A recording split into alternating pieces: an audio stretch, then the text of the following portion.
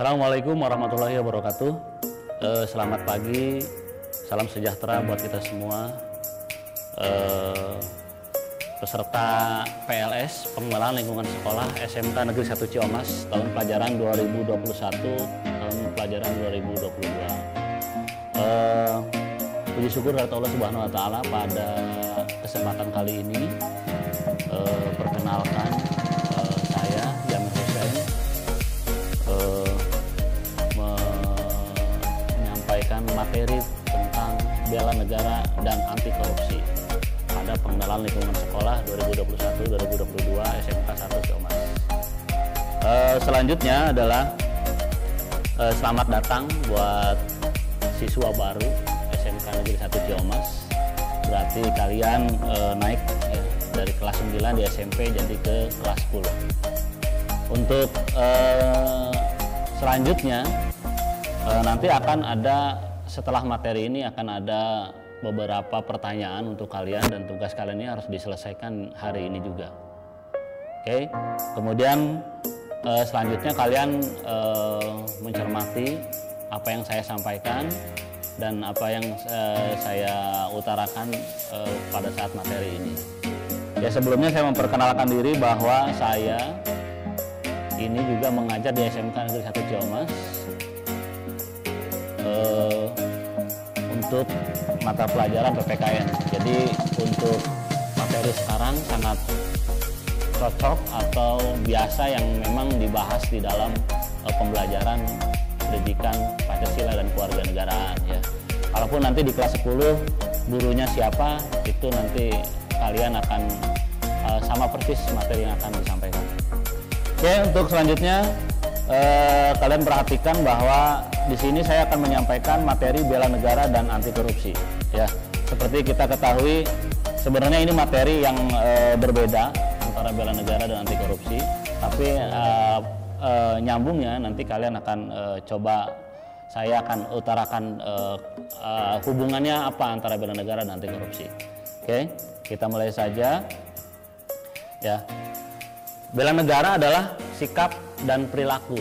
Jadi kalau berbicara mengenai bela negara itu adalah berbicara mengenai sikap dan perilaku. Ya, sikap dan perilaku warga negara yang dijiwai oleh kecintaannya kepada Negara Kesatuan Republik Indonesia yang berdasarkan Pancasila dan Undang-Undang Dasar 1945 dalam menjamin kelangsungan hidup bangsa dan negara yang seutuhnya. Jadi kesadaran bela negara pada hakikatnya adalah kesediaan berbakti pada negara dan berkorban membela negara, gitu ya. Jadi pada saat ini mungkin kalau kalian mendengar istilah bela negara, kalian hanya terpaku kepada misalnya tentara atau peperangan gitu ya, atau yang lainnya yang bersifat adalah fisik. Padahal bela negara itu juga ada yang bersifat non fisik gitu ya. Yang non fisik yang mana? Ya itulah yang kalian lakukan saat ini. Contohnya adalah belajar dengan giat di sekolah, kemudian melaksanakan tata tertib sekolah dengan baik dan sebagainya. Jadi jangan sampai bahwa bela negara itu yang kalian lihat adalah hanya fisiknya saja. Padahal pembelaan negara adalah bisa dilihat dengan non fisik. Ya.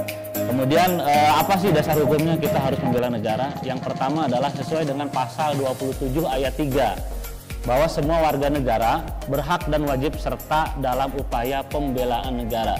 Jadi dalam Undang-Undang Dasar 1945 yang sudah diamandemen ini, bahwa pasal 27 ayat 3 merupakan dasar hukum yang kuat. Kemudian pasal 30 ayat 1, tiap-tiap warga negara berhak dan wajib ikut serta dalam upaya usaha pertahanan dan keamanan negara. Nah, ini dasar hukumnya. Jadi kalau kalian saya membela negara, berarti dasar hukumnya udah kuat. Negara menginginkan bahwa adanya kewajiban warga negara untuk membela negaranya. Ya, itu ya. Kemudian selanjutnya adalah fungsi bela negara. Ya, yang pertama mempertahankan negara dari berbagai ancaman. Jadi kalau semenjak zaman kemerdekaan itu ancaman negara itu bukan hanya dari luar. Kalau kalian ketahui bahwa katanya selama kita ini dijajah oleh negara Belanda, negara Inggris, Portugis, Spanyol gitu ya, sampai Jepang gitu, tetapi di dalam negeri pun ancamannya banyak. Atau saat ini mungkin kamu mendengar ada istilah kelompok kejahatan bersenjata, atau dibilang sekarang ini kalau dulu namanya OPM, Organisasi Papua Merdeka gitu ya, yang sekarang ini lagi ditumpas ya, karena mereka ingin keluar dari negara Kesatuan Republik Indonesia. Jadi sebenarnya ancaman itu semenjak zaman dulu juga sudah ada yang namanya dari luar negeri dan dalam negeri gitu ya. Setelah kemerdekaan pun begitu dan sampai saat ini. Kemudian fungsi berikutnya menjaga keutuhan wilayah negara. Jadi kalau kalian bicara mengenai keutuhan wilayah negara, tentu saja wilayah negara kita ini sangat luas. Ya, makanya banyak orang yang atau banyak negara lain yang ingin menguasai negara kita. Sekarang bukan hanya fisik secara istilahnya angkatan bersenjata, tapi sekarang sudah menjajah dari berbagai bidang. Ya, ekonomi, sosial budaya, politik dan sebagainya. Kemudian merupakan kewajiban setiap warga negara, fungsi berikutnya. Ya, kemudian juga merupakan panggilan sejarah. Ya. Sejarah membuktikan bahwa betapa perjuangan para pahlawan kita untuk mencapai kemerdekaan dan menjaga keutuhan wilayah negara Republik Indonesia. Jangan sampai kemudian kita sebagai generasi selanjutnya ini adalah tidak mau atau malas gitu ya, untuk mempertahankan negara, bahwa sebenarnya adalah yang berat itu adalah mempertahankan kemerdekaan, itu yang paling berat saat ini. Oke, selanjutnya adalah tujuan bela negara, bahwa tujuan membela negara ini adalah mempertahankan kelangsungan hidup bangsa negara. Ya, betapa misalnya kalian melihat bangsa-bangsa yang dijajah, kelangsungan hidupnya sangat menderita ya. Kita saat ini bersyukur sudah merdeka, tidak ada penjajahan dari manapun secara fisik. Kalau secara ekonomi, sosial budaya itu kita rasakan juga, walaupun sebenarnya tidak berpengaruh terhadap kelangsungan hidup. Kemudian melestarikan budaya, ya, budaya negara Indonesia ini ya, budaya orang timur katanya yang paling luar biasa. Sampai orang luar negeri itu mengakui bahwa budaya kita ini adalah yang patut ditiru hingga saat ini. Bayangkan kalian bahwa Indonesia merupakan negara yang majemuk, yang banyak dari segi bahasa, suku, kemudian agama pun banyak, apalagi aliran-aliran tertentu yang sebenarnya dalam satu agama banyak alirannya. Dan kita sampai saat ini ya hidup rukun, walaupun memang sebenarnya banyak juga yang di sana sini ada perselisihan, tapi itu bisa ditangani dengan. Kemudian menjalankan nilai Pancasila, berbuat yang terbaik bagi bangsa dan negara, dan menjaga identitas dan integritas sebangsa atau negara. Itu merupakan tujuan bela negara. Oke, selanjutnya adalah manfaat membela negara, membentuk sikap disiplin waktu, aktivitas, dan pengaturan negara lain. Jadi kalau berbicara membela negara, manfaatnya yang kita terasakan adalah disiplin waktu. Kalau kalian sebagai pelajar mungkin nanti akan dihadapi dengan pembelajaran di SMK Negeri Ciomas, di kelas 10 ini, maka manfaatkanlah apa yang telah diberikan oleh guru kalian, tugas-tugasnya, dan ini juga akan melatih kedisiplinan waktu buat kalian. Karena kalau kalian sudah tidak punya rasa disiplin, saya yakin sesuatu apapun yang kalian cita-citakan ini akan sulit, gitu. Karena awalnya adalah disiplin. Kemudian membentuk jiwa kebersamaan dan solidaritas, ya. Karena kalau sudah berbicara mengenai bela negara, ya contohnya adalah misalnya kalian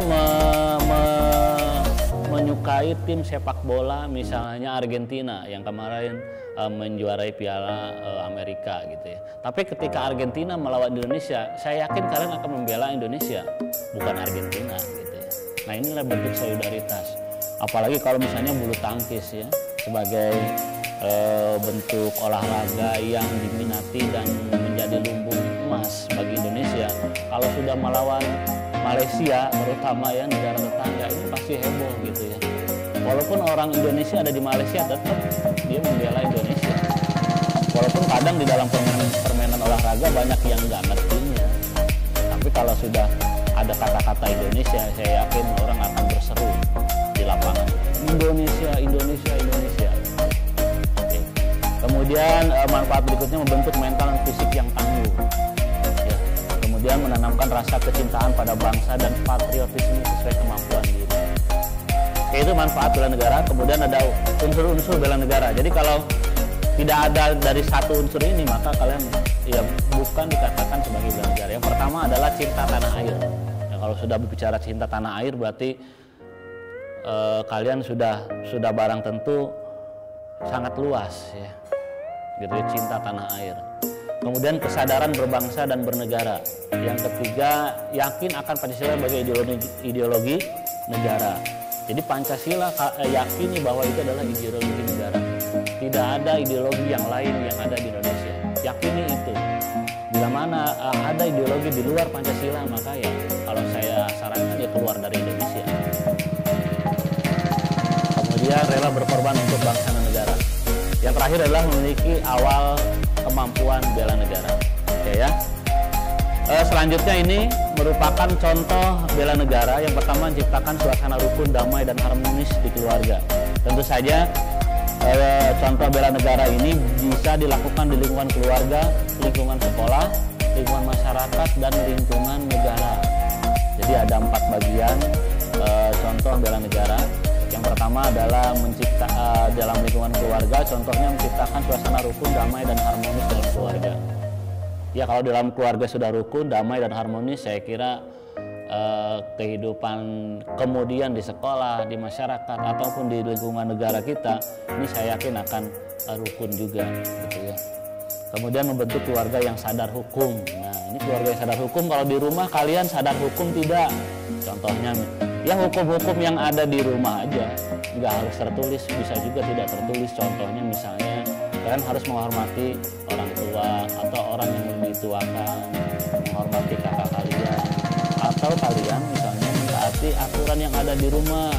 Misalnya setiap anggota keluarga memiliki tugasnya masing-masing, maka ya kerjakan. Contohnya kakak mencuci piring, adiknya menyapu halaman, dan sebagainya. Kemudian di lingkungan masyarakat, di lingkungan sekolah ya, kalian ini nanti kan ada, selain di lingkungan keluarga, pasti akan muncul di lingkungan sekolah. Yang pertama adalah meningkatkan iman, takwa, dan iptek, ilmu pengetahuan dan teknologi. Contohnya adalah ya mungkin yang lebih cenderungnya kebanyakan di ilmu pengetahuan dan teknologi. Karena apa? Karena kalian akan menempuh pendidikan yang ada di sekolah. Kemudian yang berikutnya adalah yang di sekolah. Ini yang tidak kalah adalah kesadaran dalam mentaati tata tertib sekolah. Nah, ini yang paling banyak dilanggar oleh kalian sebenarnya ya. Apalagi yang dari SMP nanti ketika di SMK Ciamas, wah SMK Ciamas mah ketat. Wah SMK Ciamas mah banyak aturan. Bukan masalah ketat dan banyak aturan, tapi karena kalian tidak terbiasa dengan aturan yang ada di sekolah dulu. Yang mudah-mudahan kalian kalau sudah di SMK Ciamas, saya yakin kehidupan di sekolah kalian akan merasakan bahwa inilah aturan yang harus dilakukan. Kemudian berikutnya adalah di lingkungan masyarakat, ya sama seperti lingkungan keluarga, menciptakan suasana rukun, damai, dan aman. Ya, sekarang kan dalam masa pandemi, sekarang kan dalam masa banyak orang yang sakit, kemudian banyak imbas dari perekonomian karena pandemi, makanya banyak kadang ada berita-berita yang membuat orang sekarang menjadi cepat rusuh, cepat terprovokasi. Nah ini yang kalian jaga. Kalian apalagi seorang pelajar jangan percaya dengan tulisan-tulisan hoax ya. Kalau saya bilang sekarang ini adalah bohong gitu ya. Kalau kalian berbicara mengenai penyakit, ya kalian bertanya kepada kedokteran, dokter, tenaga kesehatan. Kalau kalian berbicara mengenai agama, ya kalian coba tanyakan kepada ustadznya, kepada kiainya, kepada ahli-ahli agama. Jadi jangan memberikan statement tanpa kalian adanya sebuah penelitian ilmiah. Ya, ini bahaya. Ya. Kemudian adalah menjaga keamanan kampung. Ini juga. Pak, kalau kita kan pelajar Pak, kan kita diwakili oleh orang tua kita. Ya kalau orang tua kalian ada, tapi kalau orang tua kalian tidak ada, ya kalian di kampung itu.